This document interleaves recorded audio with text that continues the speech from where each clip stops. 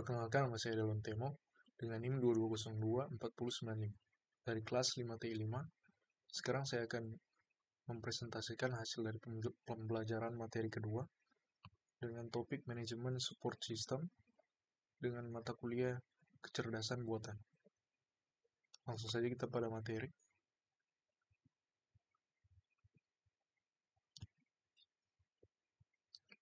Berikut adalah konten atau subbab yang akan kita bahas pada materi kita saat ini. Materi pertama yaitu manajemen support system.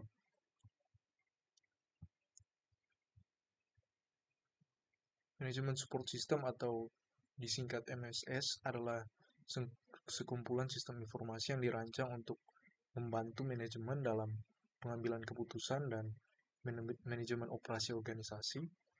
MSS sendiri memberikan informasi yang relevan, analisis data, dan juga alat bantu untuk mempermudah tugas manajerial, termasuk perencanaan, pengorganisasian, pengarahan, dan pengendalian. MSS sendiri terdiri dari beberapa komponen. Yang pertama adalah Decision Support System atau DSS. Yang kedua adalah Group Support System, GSS, termasuk grup DSS, GDSS. Kemudian ada Executive Information System, EIS. Selanjutnya ada Expert System. Kemudian ada Artificial Neural Networks. Dan yang terakhir adalah Hybrid Support System. Berikut adalah faktor-faktor yang mempengaruhi pengambilan keputusan atau decision making. Pada poin pertama yaitu teknologi. Teknologi dengan tren meningkat menghasilkan sebuah keadaan di mana terdapat banyak opsi dan juga alternatif. Teknologi menyediakan alat dan sistem canggih untuk analisis, otomatisasi, dan inovasi yang mempengaruhi keputusan strategis. Kemudian ada informasi. Informasi merupakan suatu kepentingan dalam zaman yang memerlukan banyaknya data dalam analisis suatu perusahaan. Akurasi dan ketersediaan informasi yang tepat membantu dalam pengambilan keputusan yang efektif dan mengurangi risiko kesalahan. Dengan tren meningkatnya informasi juga seperti teknologi, terdapat banyak opsi dan juga alternatif. Kemudian poin selanjutnya adalah kompleksitas struktural.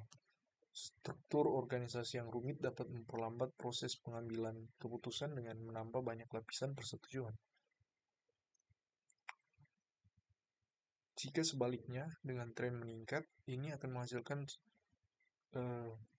rendahnya potensi failure cost atau potensi biaya kegagalan atau kesalahan. Kemudian ada poin kompetisi. Kompetisi atau tingkat persaingan di pasar mendorong perusahaan untuk membuat keputusan strategis terkait harga, pemasaran, dan inovasi. Kemudian pasar internasional. Ekspansi global memerlukan keputusan tentang adaptasi produk dan strategi untuk memenuhi perbedaan budaya, regulasi, dan fluktuasi mata uang. Poin ke-6 adalah stabilitas politik. Stabilitas politik mempengaruhi keputusan investasi dan operasional, terutama di negara dengan risiko politik atau ekonomi. Selanjutnya adalah konsumerisme.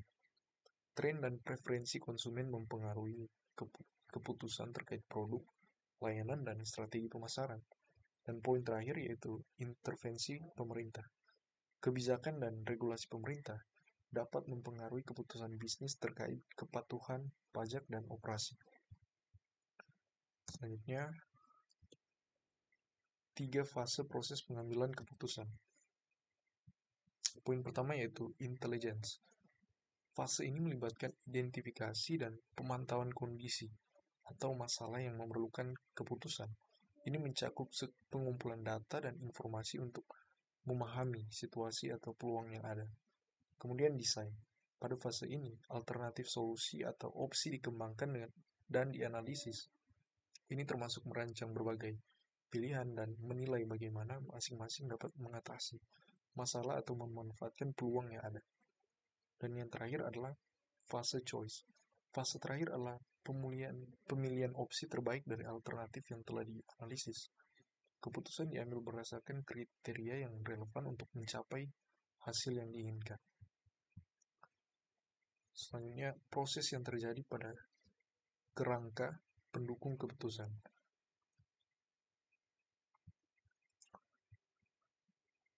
Proses yang pertama adalah terstruktur. Keputusan terstruktur melibatkan masalah yang rutin dan dapat diprediksi dengan jelas.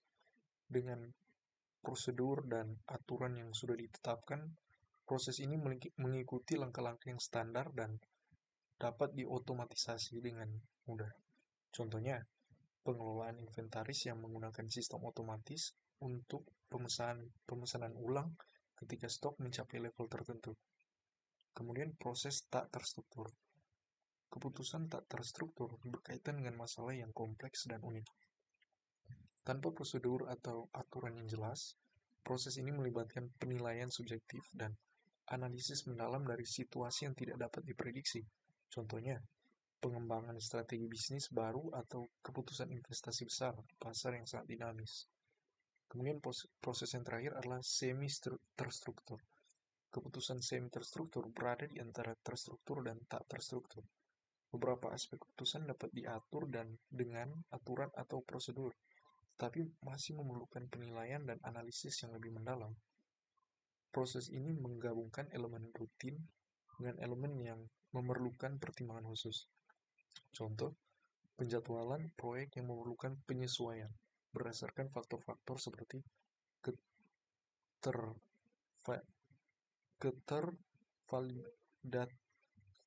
validitasnya, sumber daya, dan prioritas proyek.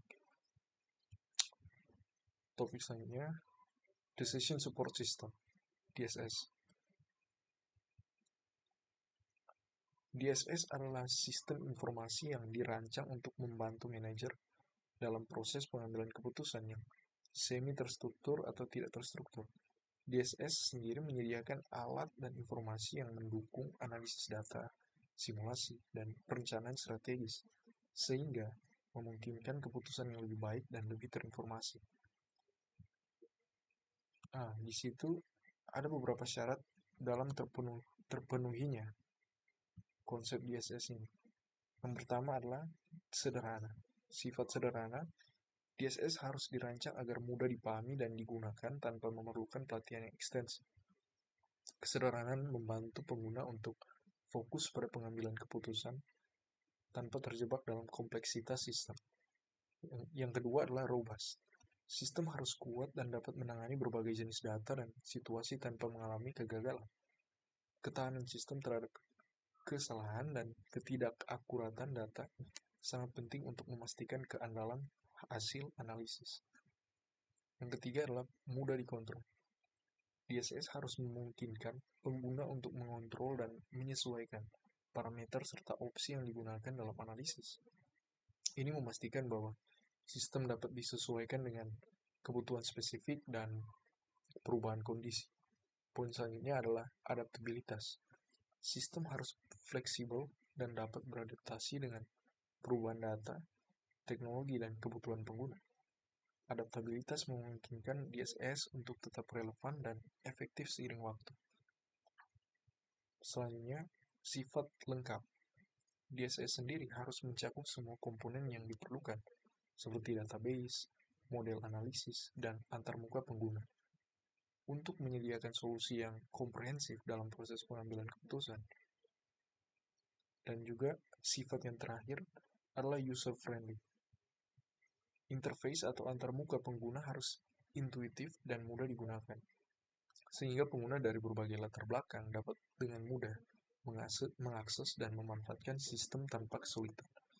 Desain yang ramah memungkinkan pengguna untuk meningkatkan efisiensi dan juga efektivitas dari DSS. Berikut ada beberapa istilah DSS yang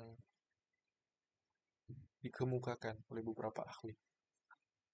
Menurut Gorey and Scott Morton, pada tahun 1971. Terms yang digunakan adalah problem type, system function. Kemudian ada Little, 1970, system function juga, interface characteristics. Kemudian Alter, 1980, usage pattern, system objectives. Sama seperti Alter, Moore and Chang, 1980, usage pattern, dan juga system capabilities. Kemudian Bonsek, 1980, system components, dan terakhir Kim, 1980, development process.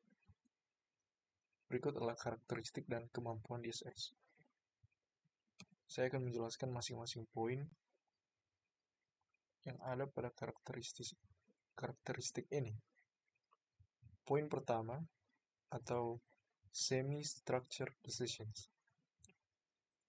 DSS menyediakan dukungan bagi pengambil keputusan, utamanya pada situasi semi-terstruktur dan tak terstruktur, dengan memadukan pertimbangan manusia dan informasi terkomputerisasi.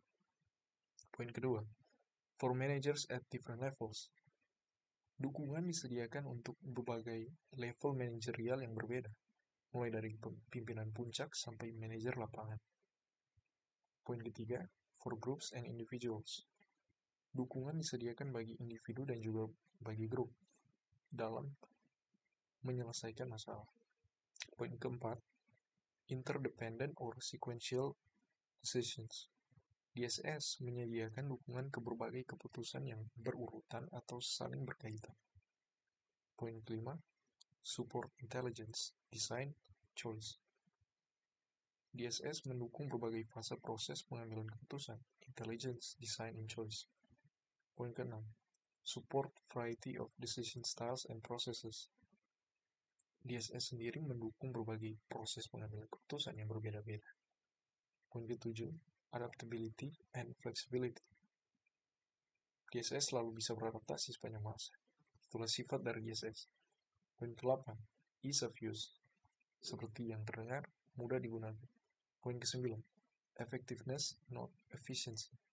Maksudnya adalah DSS mencoba untuk meningkatkan efektivitas dari pengambilan keputusan, akurasi jangka waktu, dan juga kualitas, lebih daripada efisiensi yang bisa diperoleh atau biaya membuat keputusan, termasuk biaya penggunaan komputer.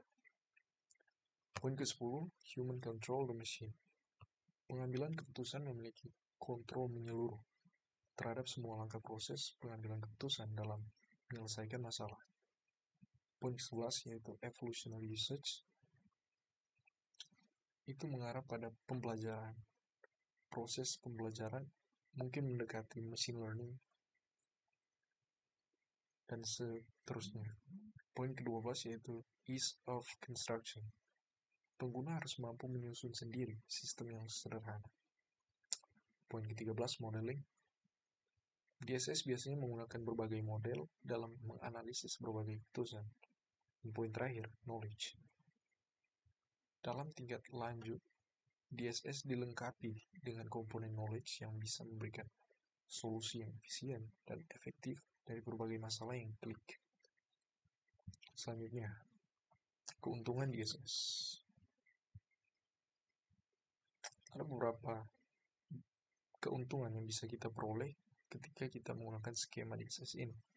Yang pertama adalah mampu mendukung pencarian solusi dari masalah yang kompleks, respon cepat pada situasi yang tidak diharapkan dalam kondisi yang berubah-ubah, mampu untuk menerapkan berbagai strategi yang berbeda pada konfigurasi berbeda secara cepat dan tepat. Kemudian pandangan dan pembelajaran baru, memfasilitasi komunikasi, meningkatkan kontrol manajemen dan kinerja, menghemat biaya, meningkatkan ketepatan, akurasi dan keputusan yang diambil, kemudian meningkatkan efektivitas manajerial, menjadikan manajer dapat bekerja lebih singkat dan dengan sedikit usaha. Dan yang terakhir, meningkatkan produktivitas analisis. Kemudian empat komponen DSS. Yang pertama adalah data management. Ini termasuk dalam database yang mengandung data yang relevan untuk berbagai situasi dan diatur oleh software yang disebut database management system atau singkat DBMS. Poin kedua adalah model manajemen, melibatkan model finansial, statistikal, manajemen sains, atau berbagai model kuantitatif lainnya, sehingga dapat memberikan suatu kemampuan analitis dan manajemen software yang diperlukan dalam sistem. Poin ketiga, communication, dialog subsystem. User dapat berkomunikasi dan memberikan perintah pada DSS melalui subsistem ini. Ini berarti menyediakan antarmuka atau interface. Dan poin terakhir adalah knowledge management. Subsistem opsional ini dapat mendukung subsistem lain atau bertindak sebagai komponen yang berdiri sendiri. Berikut adalah model konseptual DSS, sebuah skematik view dari sistem DSS itu sendiri. Seperti yang kita lihat di sini, ada sistem berbasis komputer lain itu terhubung dengan internet, intranet atau extranet, terhubung pada suatu sistem dari data management, model management, external models, yang terhubung pada knowledge base subsystem, yang berlanjut pada user interface atau antarmuka pengguna, dan terakhir pada manager yang sebagai pengguna juga yang akan menggunakan sistem ini. Dari knowledge base subsystem ini menuju pada semacam bidang, semacam subsistem organisasional. Kemudian data manajemen terhubung pada sistem database eksternal maupun internal. Kesimpulan,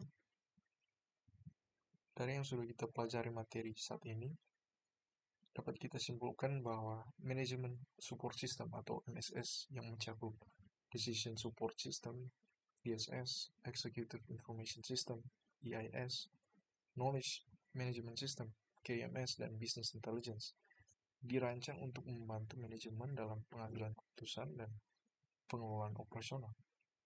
DSS dapat kita gunakan dan bersanding dengan AI seperti machine learning dan pemrosesan bahasa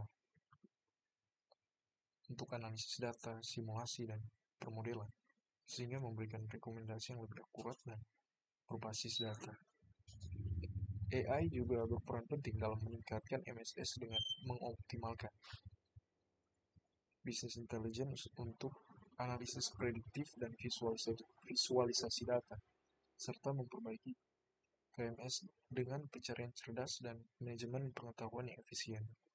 Secara keseluruhan, AI memperkuat MSS dengan menyediakan wawasan yang mendalam dan alat bantu yang lebih efektif untuk pengambilan keputusan strategis. Terima kasih. Sekian dari saya.